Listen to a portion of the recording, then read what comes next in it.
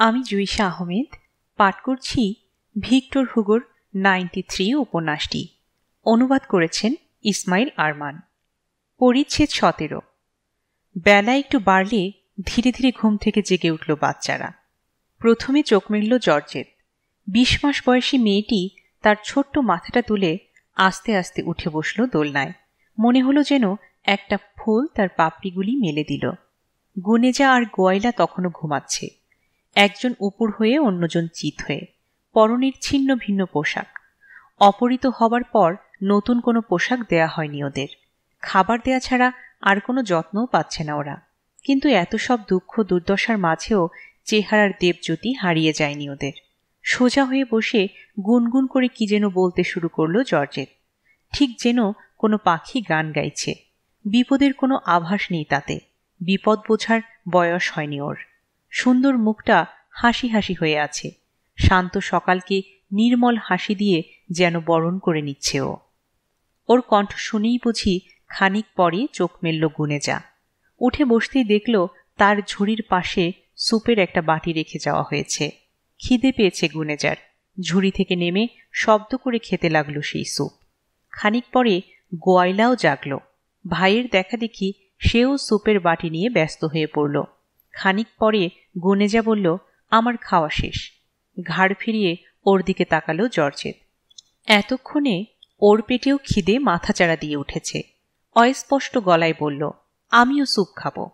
হামাগুড়ি দিয়ে বোনের কাছে গেল গুনেজা। মেঝে থেকে তার বাটিটা তুলে নিল, সাহায্য করল জর্জেটকে স্যুপ খেতে। হঠাৎ খোলা জানালা দিয়ে বাইরে থেকে ভেসে এলো রণবাদ্য। তারপর শোনা গেল শিঙার আওয়াজ। চমকে উঠে ওদিকে তাকালো 3 শিশু। বনের দিক থেকে ভেসে এলো একটা কর্কশ কণ্ঠস্বর, সময় শেষ হয়ে আসছে বেঈমানের দল।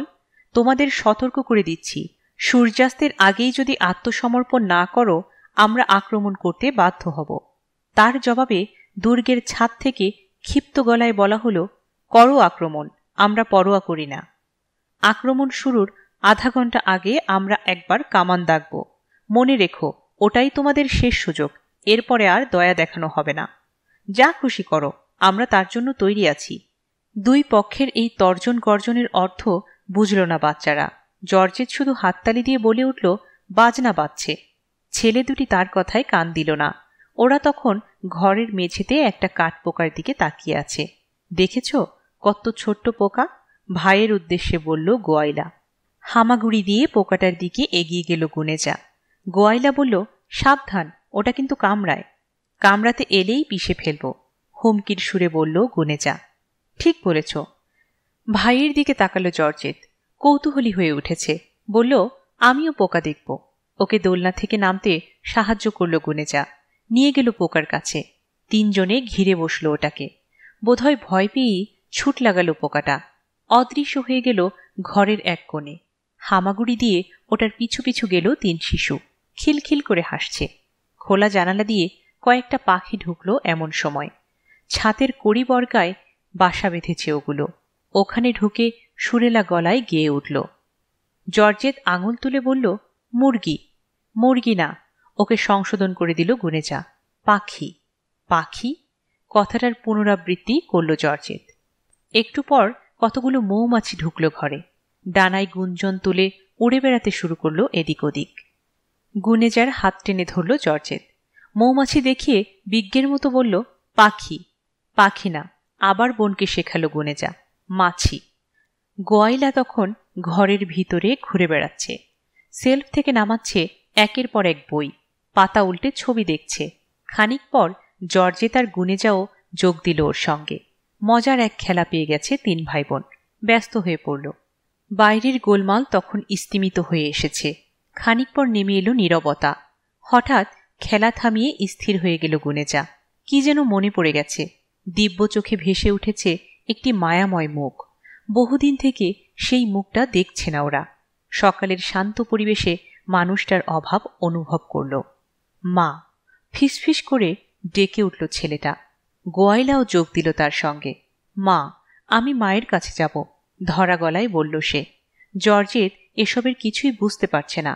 সে হাততালি দিয়ে উঠল, মায়ের কাছে যাব। জানালার দিকে এগিয়ে গেল গুনেজা। উকি দিল বাইরে, পরক্ষণে পিছিয়ে এলো কয়েক পা। বনের ধারে উর্দি পরা একজন সৈনিককে দেখতে পেয়েছে। লোকটা তাকিয়েছিল ওর দিকে, ভয় পেয়ে গেছে ও। ভাইয়ের প্রতিক্রিয়া দেখে গোয়াইলা আর জর্জেতও এগিয়ে এলো। খানিক পরে তিনজনই উকি দিল জানালা দিয়ে। এখনো আগের মতো তাকিয়ে আছে সৈনিক, নড়েনি। ওদেরকে দেখতে পেয়ে হাত নাড়ল। পিছিয়ে এলো তিন ভাই বোন, জানালার কাছে গেল না আর, ব্যস্ত হয়ে পড়ল খেলায়। একটু পরেই ঘরের কোণার জঞ্জাল থেকে ভাঙাচোরা একটা খেলনা গাড়ি বের করে আনলো গোয়াইলা। ওটা আসলে গুভার গাড়ি। ছোটবেলায় ওটা নিয়ে খেলত গুভা। গাড়িটা এবার নিঃসঙ্গ তিন শিশুর কাজে লাগলো। জর্জেতকে ওটাই বসিয়ে ঠেলতে শুরু করলো দুই ভাই। অনেকক্ষণ খেলল ওরা, তারপর ক্লান্ত হয়ে পড়ল। খিদেও পেয়েছে। জানালার কার্নিশে বড় হয়ে উঠেছে একটা মালবেরির লতা। কার্নিশে জমে থাকা ধুলো মাটিতে উড়ে এসে পড়া বীজ থেকে জন্ম হয়েছে ওটার।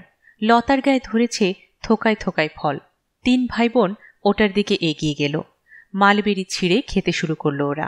ফলের কালো রসে ওদের মুখগুলো ভূতের মতো হয়ে উঠল, আর তা নিয়ে নিজেরাই হাসাহাসি করতে থাকলো ওরা। হঠাৎ কাটার খোঁচা খেল জর্জেত।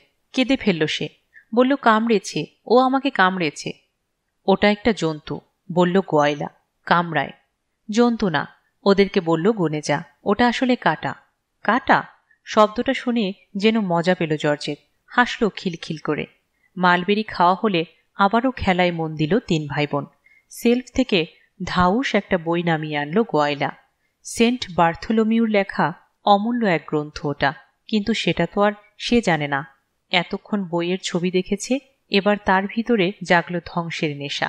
বই খুলে প্রথম পাতাটাই একটানে ছিঁড়ে ফেলল সে। একজন যা করবে বাকিদেরও তাই করা চাই। ছুটে এসে গুনে যার জর্জেত বইয়ের পাতা ছিঁড়তে শুরু করল। মজা পেয়ে গেল কাজটাতে। অমূল্য বইটা আধ ঘন্টার মধ্যেই ছিঁড়ে কুটি কুটি করে ফেলল তিনজনে। ছেঁড়া পাতাগুলো উড়িয়ে দিল খোলা জানালা দিয়ে।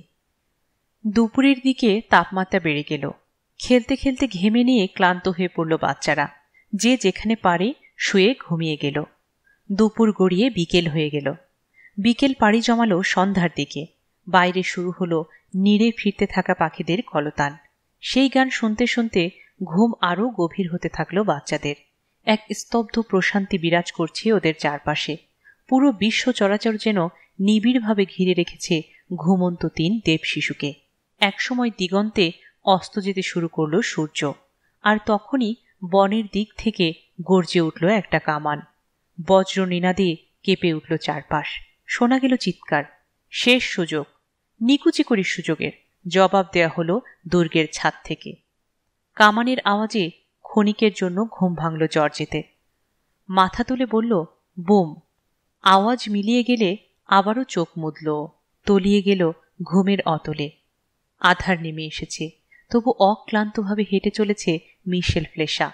দিনভর হাঁটছে সে, বিশ্রাম নিচ্ছে না। গতকালও একইভাবে হেঁটেছে। এই 2 দিনে ও ততটুকুই খেয়েছে এবং ঘুমিয়েছে বেঁচে থাকার জন্য, যেটুকু না হলেই নয়। ফুজের অরণ্যে গতকালই পৌঁছেছে মিশেল। এখন খুঁজে বেড়াচ্ছে লাতুয়োগ নামের দুর্গটা। গতকাল পর্যন্ত ওটা সম্পর্কে কিছুই জানত না ও। আজ সকালে একটা গ্রামে পৌঁছানোর পর পেয়েছে বিস্তারিত তথ্য। রাতটা একটা পরিত্যক্ত ভাঙাচোরা কুড়েতে কাটিয়েছিল। ভোরের আলো ফুটলে আবার হাঁটতে শুরু করে। ঘণ্টাখানেক চলার পরে ঢোকে ওই গ্রামটাতে। ওখানে পৌঁছেই দেখল গায়ের লোক রাস্তার ধারে ভিড় করে দাঁড়িয়ে আছে। ভিড়ের কারণও দেখতে পেল। গ্রামের উল্টো দিক থেকে পাহাড়ি পথ ধরে একটা ঘোড়ায় টানা ওয়াগন নেমে আসছে। ওটার পেছনে তেরপোলে ঢেকে রাখা কি যেন, মূল্যবান বা গুরুত্বপূর্ণ নিঃসন্দেহে, কারণ ওয়াগনের সামনে পিছনে রয়েছে 10 জন করে অশ্বারোহী। সবার মাথায় টুপি, তাতে 3 রঙা ব্যাজ। গ্রামের এক পাশ দিয়ে ঢুকে আর এক পাশ দিয়ে বেরিয়ে গেল অদ্ভুত সেই কাফেলা। জটলার মাছ থেকে একজন জিজ্ঞেস করল, কি নিয়ে গেল ওরা? একজন উত্তর দিল, গিলোটিন। কোথেকে এনেছে? যাচ্ছেই বা কোথায়? ফুজের দিক থেকে এসেছে, যাচ্ছে পারিনহিতে। যাক, এখানে তো থামেনি। গিলোটিনের কথা শুনেই কৌতূহলী হয়ে উঠল মিশেল। বুঝল প্রজাতন্ত্রীদের অধিকৃত এলাকায় পৌঁছে গেছে। এখান থেকে কোনো না কোনো তথ্য পাওয়া যাবেই। খোঁজাখুঁজি করে গ্রাম প্রধানের বাড়ির সামনে গিয়ে হাজির হলো। ওখানেও জটলা করেছে মানুষ। বাড়ির সামনে ইউনিফর্ম পরা কিছু সৈন্য দেখল। তাদের মধ্য থেকে একজন একটা বিজ্ঞপ্তি পড়ে শোনাচ্ছে সবাইকে। কি বলছে সে জানার জন্য ভিড়ের ভিতরে ঢুকে পড়ল মিশেল। ফরাসি প্রজাতন্ত্র এক ও অভিন্ন, বলল ঘোষক। নাগরিক নিরাপত্তা পরিষদের পক্ষ থেকে সবার অবগতির জন্য জানানো যাচ্ছে যে জাতীয় কনভেনশনের প্রণীত নতুন আইন অনুসারে যে সব সশস্ত্র বিদ্রোহী প্রজাতন্ত্রের বিরুদ্ধে যুদ্ধ ঘোষণা করেছে এবং পলাতক অবস্থায় লড়াই চালিয়ে যাচ্ছে তাদেরকে রাষ্ট্রদ্রোহী হিসেবে গণ্য করা হবে। এসব রাষ্ট্রদ্রোহীকে কেউ যদি সাহায্য করে তাহলে তাকে সর্বোচ্চ শাস্তি দেওয়া হবে। সর্বোচ্চ শাস্তিটা কি জানতে চাইল একজন। মৃত্যুদণ্ড, বলল ঘোষক। তারপর ফিরে গেল ঘোষণায়। এবার আমি বিদ্রোহীদের নাম পড়ে শোনাব সবার অবগতির জন্য। প্রথমেই মাহখিদুল অতেনাক, তারপর রয়েছে গুজলুব্রুও ওরফে ব্রিসবু বা লেমানুস গা ফ্রাঙ্কোয়া, উনি তো যাজক, এখন বিদ্রোহী, বলল ঘোষক। তারপর আছে বুয়েনোভো, পিকানবুয়া, উজাক, পাইনি, প্লেসনেত, গিনিয়াজু, সতেনে, সাতনিভেক, লেচেত। একে একে অনেকগুলো নাম পড়ল সে। সবশেষে যোগ করল, এরা সবাই প্রজাতন্ত্রের শত্রু, ধরা পড়া মাত্র এদেরকে মৃত্যুদণ্ড দেয়া হবে। যদি কেউ এদেরকে আশ্রয় দেয় অথবা পালানোর কাজে সাহায্য করে তাহলে তাকেও একই পরিণতি বরণ করতে হবে। এই বিজ্ঞপ্তি স্বাক্ষর করেছেন নাগরিক নিরাপত্তা পরিষদের প্রতিনিধি সিমুরদা। সিমুরদা?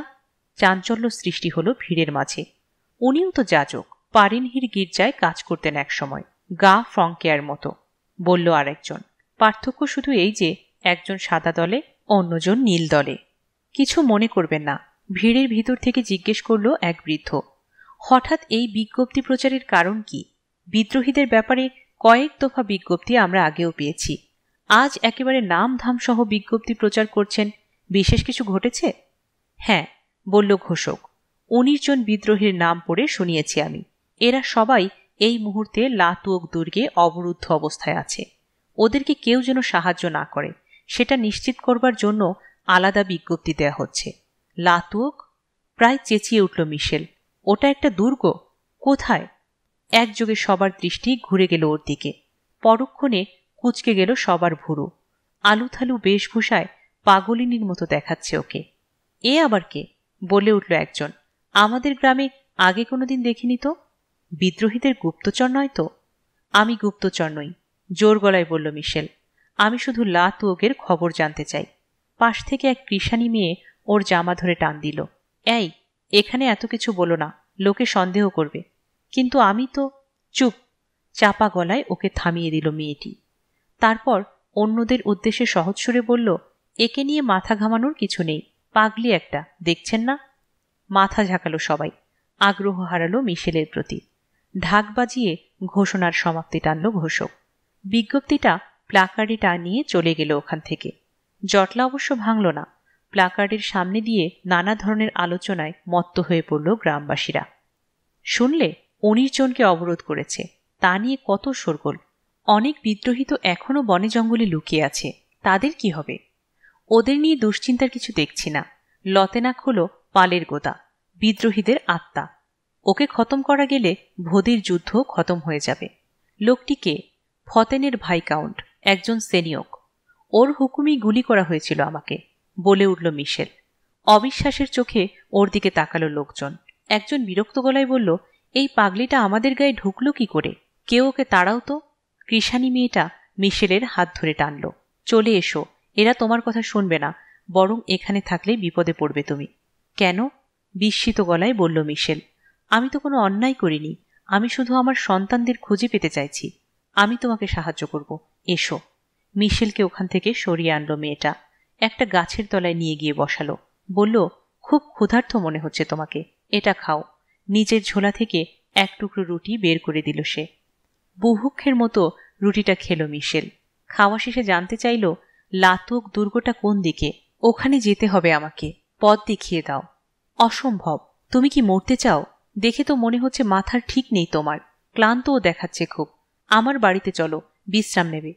আমি বিশ্রাম নিতে পারবো না, বলল মিশেল। আমাকে এক্ষুনি আবার পথে নামতে হবে। তোমার পা দুটোর অবস্থা খুব খারাপ, এমন ক্ষতবিক্ষত পা নিয়ে হাঁটা উচিত হবে না। আমি নিরুপায়, ওরা আমার বাচ্চাদের চুরি করে নিয়ে গেছে। লা তোগে আটকে রেখেছে ওদের, একটা মেয়ে আর দুটো ছেলে। বিশ্বাস না হলে উপকূলে খোঁজ নাও, তেলমাখোস নামে এক ভিখারি আর রাধু নামের এক সার্জেন্ট আমার হয়ে সাক্ষ্য দেবে। জিভের লাগাম টানো মেয়ে, দিনকাল খারাপ, এখানে সেখানে যার তার নাম বলতে নেই, বিপদে পড়তে পারো।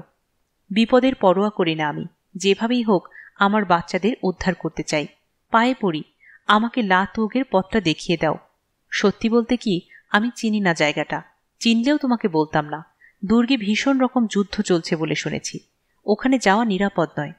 যেতে আমাকে হবেই, গোয়ারের মতো বলল মিশেল। তুমি আমাকে সাহায্য করো বা নাই করো। রাগী ভঙ্গিতে উঠে দাঁড়ালো ও। দাঁড়াও, বলল কৃষাণী, তোমাকে সাহায্য করব বলেছিলাম, কিছুটা হলেও করব। এই রুটিটা নাও। ঝোলা থেকে আর একটা রুটি বের করে দিল সে, পথে কাজে লাগবে। ধন্যবাদ, বলল মিশেল। রুটি নিয়ে হাঁটতে শুরু করল সে। গায়ের শেষ প্রান্তে পৌঁছতেই গরিব তিনটা বাচ্চার দেখা পেল, দুটো ছেলে আর একটা মেয়ে, গায়ে শতছিন্ন পোশাক, তাকিয়ে আছে ওর হাতের রুটিটার দিকে। বুকটা হুহু করে উঠল মিশেলের। রুটিটা ওদেরকে দিয়ে দিল, তারপর চোখ মুছে পা বাড়ালো বনের দিকে। গল্পটি ভালো লাগলে লাইক বাটনটিতে ক্লিক করুন, সাবস্ক্রাইব করুন জয়িশা আহমেদ চ্যানেলটিতে।